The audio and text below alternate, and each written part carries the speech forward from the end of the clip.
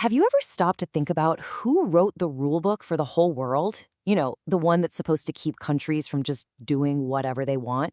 Well, today, we're going to meet the architects, the people who actually came up with the idea of international law. Okay, so let's just get right to the heart of it. How in the world do you enforce rules between giant, powerful countries when there's no, world police to call? It's a huge, complicated question, and it's the fundamental problem that international law has been wrestling with for centuries. And to really get our heads around it, we've got to go back. We're going to meet the three key thinkers who looked out at a world of chaos and basically started writing the very first draft of a rulebook for nations. So, first up, let's meet our first architect, a guy named Hugo Grotius.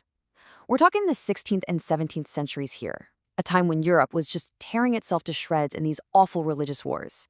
And he's looking at all this madness and thinking, there has to be a better way. There has to be a set of rules that applies to everyone, no matter who your king is or what god you pray to. And that's why we call him the father of international law. And this really shows you just how radical his thinking was for the time. See, before him, the prevailing idea was natural law, the belief that law came directly from God. But Grotius, he completely flipped that on his head. He argued that law comes from us, from people. It's built on our customs, the treaties we make, and the basic logic that all rational people can agree on. And his single most important idea can be summed up in this little Latin phrase, pacta sunt servanda. All it means is promises must be kept. For Grotius, this was everything. It's the bedrock. If nations make an agreement, they have to honor it. That simple, powerful idea is the foundation for this entire system. So, Grotius lays the foundation. He builds the house. But, for an idea to really catch on, for people to talk about it, it needs a name. So let's jump forward and meet our second architect. This timeline really puts it all into perspective. Grotius publishes his big work in 1625. And then, well, not a whole lot happens for a while. In fact, for over 150 years, this concept is just kind of floating around without a proper name. It's not until 1780 that the philosopher Jeremy Bentham finally gives it one: international law. He didn't invent the idea, but by naming it, he made it something real, something people could grab onto. And that brings us to our third architect who shows up another century later. This is LFL Oppenheim.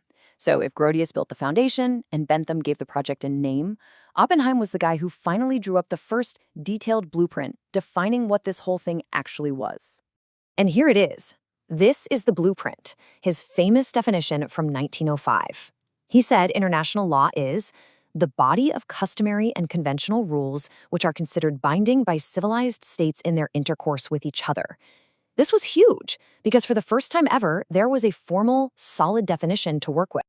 Okay, let's break that down real quick. So where does the law come from? He says customary and conventional rules. Basically, that means the unwritten traditions that countries follow and the official treaties they sign. Who's it for? A pretty specific group he calls civilized states. And why does it exist? To govern their intercourse, which is just a formal way of saying all the dealings and transactions between countries. But as groundbreaking as this was, you can probably see some pretty big issues with it. That phrase, civilized states, was very much a product of its time. It basically just meant European countries. And even more importantly, his definition was totally state-centric. It was a law for governments by governments. It had absolutely nothing to say about the rights of individual people or of businesses and other organizations. And that's exactly where the idea has had to evolve.